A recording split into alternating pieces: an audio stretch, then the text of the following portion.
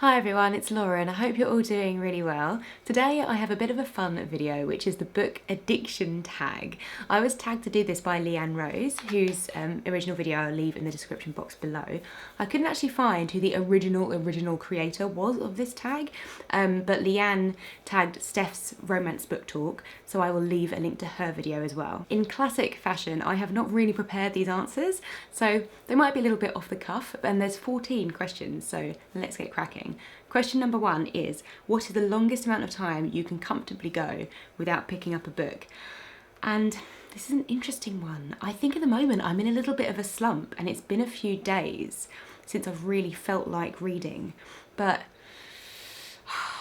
let's see, a week? Realistically, I feel quite anxious sometimes if I don't have a book on the go.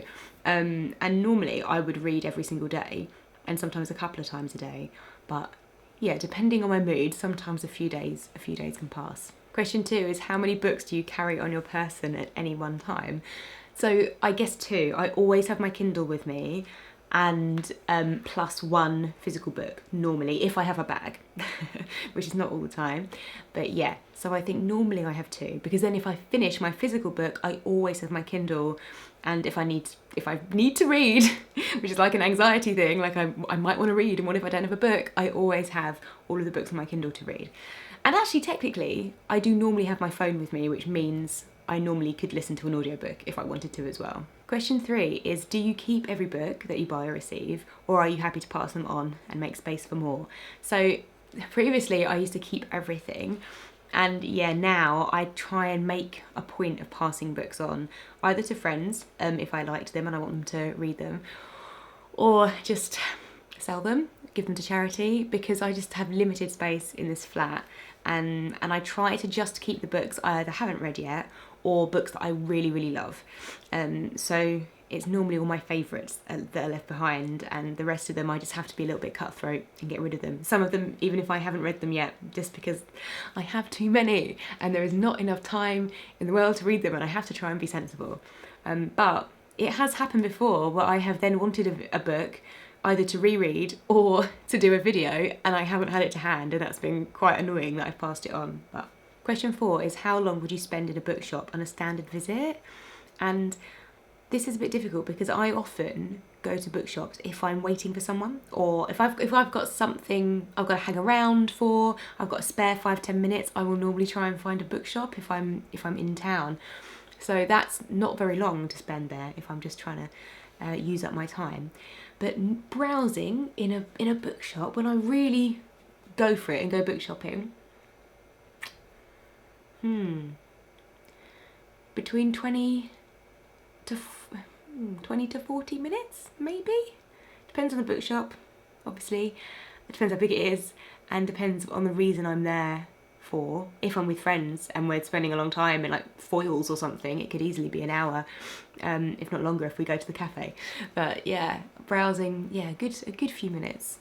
Depends how much time I have, and depends how much money I have to spend. Question 5 is, how much time per day do you actually spend reading? So, if I am commuting, which obviously at the moment I am not really doing, but if I'm commuting, that's about 40 minutes with both of my journeys where I'm definitely going to be reading. I have got into a bit of a routine of reading in the morning before I start work if I'm not commuting, so that tends to be longer than 20 minutes, probably closer to an hour I'd spend reading in the morning. And then Will and I have got into a bit of a routine where we will sit and read together in the evening. So if I do that, then it could be like 2 hours, but that's not every single day. So maybe between 40 minutes to 2 hours, perhaps. But then obviously there are days when I do not read at all. So, you know, do with that what you will. Maybe it averages out about half an hour a day. Question 6 is, where does the task pick up a book fall in your daily to-do list? And I don't really know how to interpret that question. I don't have a to-do list with pick up a book on it, but yeah, like I said, I would probably read first thing in the morning or when I'm commuting to work, because that's quite high up the list. And yeah, I do try and make an effort where if I've got some spare time, I spend it reading rather than, you know, browsing on TikTok or playing a stupid computer game. But, you know, of course, I sometimes spend my time doing things like that as well. But I try and read a book, because then at least if I'm doing nothing, I feel like I'm being productive and it's something I enjoy. Question 7 is how many books in total do you think you own, including ebooks? And this is a tough one. I think probably between 200 and 300, which is reasonably modest, I think, by booktuber standards. I could definitely have a lot more, but you know, I have a husband who encourages me to get rid of them when I can. Yeah, probably that. I've got a few shelves and then some in my storage bed, and that's, yeah, probably 200 to 300. I don't have loads of ebooks, to be fair. Maybe about 20 to 30 ebooks. I don't have that many. So most of them are probably physical. I'll count them all when we move house. Question 8 is approximately how often do you bring up books in a conversation? And to be honest, not that often with people who are outside of like booktube. Yeah, sometimes we'll talk about what we've been reading, and I do have friends who ask me for recommendations and I'll give them to them, but I don't think I just spontaneously bring up books that I've read or stuff that I've been reading within a conversation. I tend to do that with like magazine articles I've read or bits of news I've read. I'll be like, oh, I read this thing, it's really interesting, blah, blah, blah, and just annoy everyone in the conversation. But I don't think I like bring up books unless we are just generally talking about reading. So, I mean, how often? Maybe once a conversation with someone. So like if I haven't seen someone for a while, the next conversation we have, we might then one time talk about books. So probably, yeah, so maybe I talk about reading like once, but every time I see someone. Question 9 is what is the biggest book in terms of page count that you've read? And I think it's probably however many pages A Little Life has. Yeah, and the less said about that, the better. Question 10 is there a book that you had to get your hands on against all odds? Search bookstores, online digging, stalked author, etc. And no, I'm afraid, no, I can't really think of something that I couldn't get my hands on, but I really tried to get it. I think all the books I want I've just bought in a bookshop, probably. So yeah. No, you don't have an answer for that one. Question 11 is there a book that you struggled to finish because you refused to DNF? Now, normally, I'm a huge advocate of not finishing books. If you're not enjoying them, why waste your time? Why waste your life on them? I normally give books about 100 pages or to the halfway mark, like depending on how long the book is, to decide whether I'm enjoying it. And if I'm not, then I stop reading it. However, I did finish Moby Dick, which probably actually is a contender for one of the longest books that I've ever read, and that was because I wanted to do a page to screen video on it when I used to do those, and I'd watch all the different adaptations of a classic book, and so I forced myself to finish it, and I am glad I did. I actually feel like even though it was very boring at times and it was a struggle, and it's not really a story, more like just a description of whaling, I'm really pleased that I read it, and I got quite a lot from watching those adaptations of Moby Dick, so it was worth it.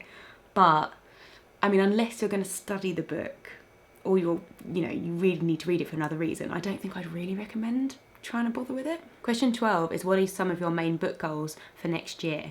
And to be honest, I don't normally have reading goals. I'm just quite a fickle reader, and I'll get in the mood for something.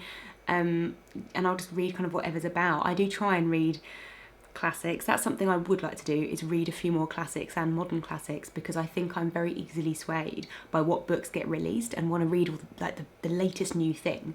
But something I do want to read as well as some older books is some more books in translation, because I think I used to do that fairly regularly, and I've kind of got out of that habit now of trying to find books that have been translated, and sort of working a little bit harder at that. So those are probably the two things I'd like to consciously do. Question 13 is, have you ever had the privilege of converting someone into a reader?